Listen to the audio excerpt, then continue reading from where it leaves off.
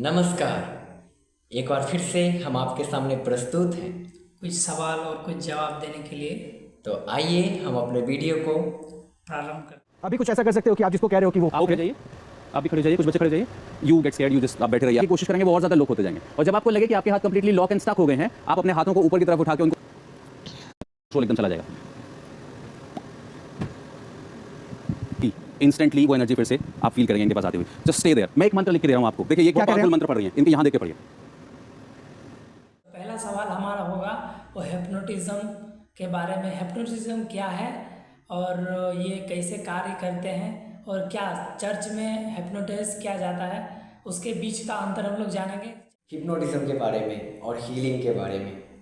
तो देखिए, हम आपको कुछ बताना चाहते हैं। हिप्नोटिज्म में आपको केवल आपके मन को कुछ समय के लिए विश्राम दिया जा सकता है, और उसके लिए भी कुछ शर्त है। शर्त क्या है? आपको इंस्ट्रक्शन यानी कि जो निर्देश जो आपको अगला बंदा दे रहा है, जैसे कि वो दे रहा है, तो वो दे रहा है कि आप आंख बंद कीजिए, एक नया रूम सोचिए, ऐसा एक माहौल बनाइए अपने मन के अंदर, तो उस समय में वो कुछ चीज़ें कर सकता है। अगर आप उसकी बातों को नहीं मानते हैं, अगर आप अपना दिमाग कहीं और लगा के रखे हैं और उसको इग्नोर किए जा रहे हैं, तो आपकी वहाँ पे कोई प्रकार का आपको हिप्नोटाइज नहीं कर सकता है। हिप्नोटाइज करना है तो उसको आपका ध्यान चाहिए, आपका मन लगा रहना चाहिए। और सबसे बड़ी बात है, हिप्नोटाइज में जो है सिर्फ आपके मन के ऊपर ध्यान दिया जाता है। आपके मन को कैसे वश करना है, आपके मन को कैसे शांति देना है, आपके मन को कैसे विचलित कर देना है, ये सब चीज़ों पे ध्यान दिया जाता है। बात करें जो चर्च में जो हीलिंग होती है, वहाँ पे सिर्फ एक कोना नहीं पकड़ते हैं, क्योंकि वहाँ परमेश्वर है जो अपने बच्चों को ध्यान देता है, प्यार करता है। वहाँ पे 3 प्रकार से बदलावट होते हैं। कैसे?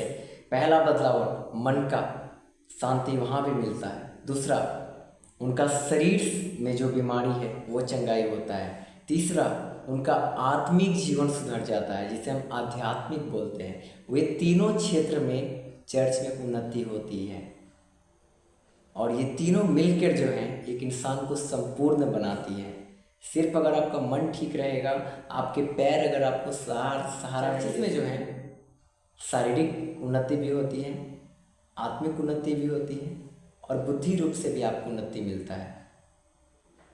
तो और दूसरी बात है, चर्चेस आपको ऐसा सोचो, ऐसा करो, मैं ऐसा करने जा रहा हूँ, हाँ मैं कुछ छूने जा रहा हूँ, मैं कुछ पकड़ने जा रहा हूँ, हाँ आप ऐसा कुछ सोचो।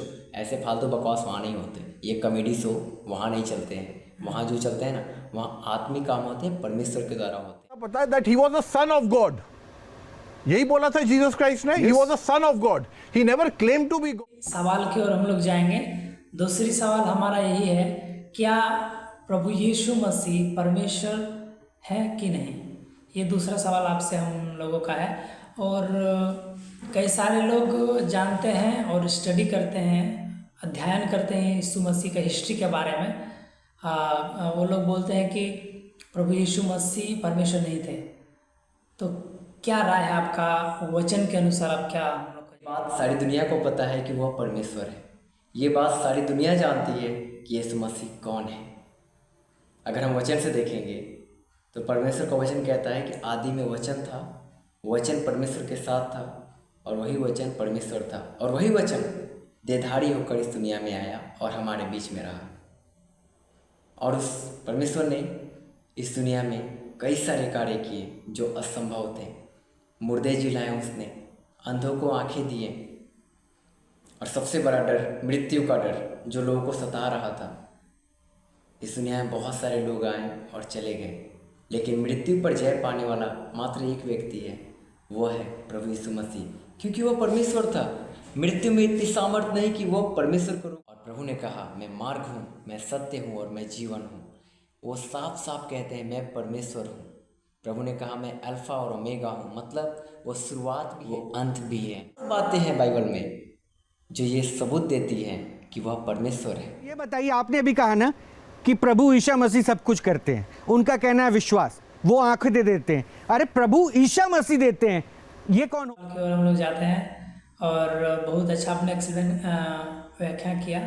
और तीसरा सवाल यही है हमारा कि क्या उनके चेले या प्रभु के पीछे आने वाले और प्रभु के दासी लोग, क्या वो लोग चंगा कर सकते हैं? ये बात सारी दुनिया जानती है कि यीशु मसीह के नाम से उद्धार मिलता है, यीशु मसीह के नाम से चंगाई मिलता है, यीशु मसीह के नाम से मुर्दे जी उठते हैं।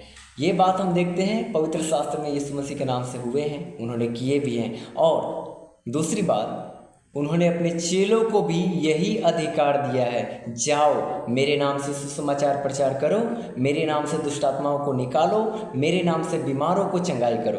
तो बिल्कुल परमेश्वर के चेले चंगाई कर सकते हैं, चाहे वो पास्टर हो, पादरी हो या एक विश्वासी हो, वो जरूर चंगाई कर सकता है प्रभु यीशु मसीह के नाम से। ये अधिकार परमेश्वर ने दिया है। बाइबल में हम देखते हैं प्रभु के चेले, उनके स्वर्गारोहण होने के बाद पतरस ने मुर्दों को जिलाया, पौलुस ने मुर्दों को जिलाया, उन लोगों ने लंगड़ों को चलाया। ऐसे कई सारे उदाहरण हमें पवित्र शास्त्र में मिलते हैं। तो ये स्पष्ट बताती है, और आज भी यीशु मसीह के नाम से चमत्कार और चंगाई होती हैं। तो जो लोग कहते हैं ना कि जैसा उन्होंने कहा कि ये लोग कौन है जो चंगा कर रहा है, ये लोग कौन है जो ऐसी बातें कर रहे हैं, वो लोग नहीं जानते हैं उनके नाम के सामर्थ्य को। बाइबल में लिखा है तुम उस परमेश्वर के सामर्थ्य को नहीं जानते, इस कारण ऐसी बचकानी, ऐसी हरकतें करते हो या ऐसी बातें बोलते हो। तो हम उनसे बताना चाहते हैं, परमेश्वर का वचन में साफ लिखा है, मेरे नाम से तुम मुझसे बढ़ के काम करोगे। तो जी हाँ, ये लोग परमेश्वर नहीं है, ये लोग परमेश्वर के दास हैं, परमेश्वर के चुने हुए लोग हैं, और ये लोग बड़े बड़े चमत्कार कर सकते हैं। बाइबल में लिखा है यदि तुम्हारा विश्वास हो तो तुम पहाड़ को कहोगे वो टल जाएगा। इसको जो क्रूसीफाई किया होता था तो वो अपने आप को बचा सकते। अभी हम लोग अंतिम पड़ाव में है और ये हमारा लास्ट सवाल होगा। लास्ट सवाल यही है कि यीशु मसीह अपने आप को बचा नहीं सकते थे? क्यों मारा यीशु मसीह, क्या कारण है? आइए हम लोग वचन से जानने के लिए कोशिश करें। जो आपने सवाल किया ना कि यीशु मसीह खुद को बचा सकते हैं या नहीं, क्या उनके अंदर इतना ताकत है या नहीं, बिल्कुल है। मैंने पहले कहा था वो परमेश्वर है, वो सब कुछ कर सकता है, सारी दुनिया उनके हाथों में है। लेकिन जब वो इस दुनिया में आया ना, ये दुनिया उस समय पापमय में थी, आज भी पापी है, और पाप से छुटकारा के लिए प्रभु ने अपना जीवन दिया है। पाप से छुटकारे के लिए वो इस दुनिया में आया। यीशु के बारे में लिखा है, प्रभु यीशु मसीह का नाम यीशु इसलिए है क्योंकि वह अपने लोगों को पापों से उद्धार देगा, और ये बिना उनकी मृत्यु के द्वारा संभव नहीं है। प्रभु यीशु मसीह इसलिए मरे गए ताकि लोग पापों से आज़ादी पाएं, क्योंकि सारी दुनिया पाप के अंदर आती है और पाप का दाम चुकाना पड़ता है। तो प्रभु ने हमारे लिए अपना जीवन दिया। दूसरा बात है, प्रभु ने हमारे लिए एक नया जीवन का द्वार खोला।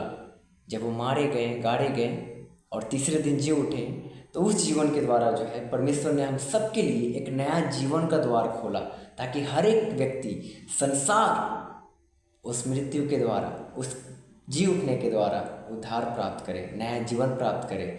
तीसरा बात है, परमेश्वर के साथ एक रिश्ता जोड़ा, क्योंकि परमेश्वर पवित्र है और पापी के साथ उसका कोई रिश्ता नहीं है। लेकिन जब यीशु मसीह मरा तो उसने उस पाप के द्वारा जो गड्ढा था या पाप के द्वारा जो दीवार थी, उस दीवार को तोड़ दिया, और उसने परमेश्वर के साथ हमारा हाथ मिलाया। जो लोग विश्वास करते हैं वो सब परमेश्वर के साथ एक हो जाते हैं, और अनंत जीवन पाने के लिए प्रभु यीशु मसीह का मरना जरूरी था। तो हमने इस वीडियो के द्वारा कुछ सवालों का जवाब देने के लिए कोशिश किया जो आजकल लोगों के मन में आ रहे हैं। इस वीडियो में हमने पूरा उत्तर नहीं दे सकते, क्योंकि एक बहुत बड़ा क्षेत्र है। हमने बहुत ही चुने हुए शब्दों से और कम शब्दों में प्रयास किया कि आपको एक सटीक और सही उत्तर दे सके। हमारा प्रयास है कि आप एक सही चीज़ों को जानें, और जो लोग अधूरा ज्ञान लेके आते हैं, जो लोग आधा बात बोलते हैं, उन लोगों से सतर्क रहें, क्योंकि ये हमारे विश्वास के लिए खतरे की बात है। जो लोग नहीं जानते हैं उनकी बातों को हमको ध्यान नहीं देना है। हमें परमेश्वर के वचन की तरफ देखना है कि क्या लिखा हुआ है, और उसके ऊपर अमल करने की जरूरत है। जैसे कि आपने सुना है कि हमने ये संक्षिप्त में कोशिश किया है आप तक ये सच्चा वचन पहुंचने के लिए। और सच में हमारा जो प्रभु यीशु मसीह ने हमें दिया है बाइबिल, ये एक लास्ट रेवलेशन करके हमें दिया है, उसी को फॉलो करना है। बहुत सारे बोलेंगे, बहुत सारे आएंगे और ऐसे भरमाने वाले बात कहेंगे, और कई सारे वे लोग चौक में चौराहा में खड़े होकर, जैसे कि कई सारे 5 लोग भी बैठ के ऐसे सारे बातें बोलेंगे, उनमें ध्यान नहीं देना है। जो हमारा है मूल सिद्धांत वो है बाइबिल, उनको फोकस कीजिए और प्रभु के साथ चलिए। धन्यवाद।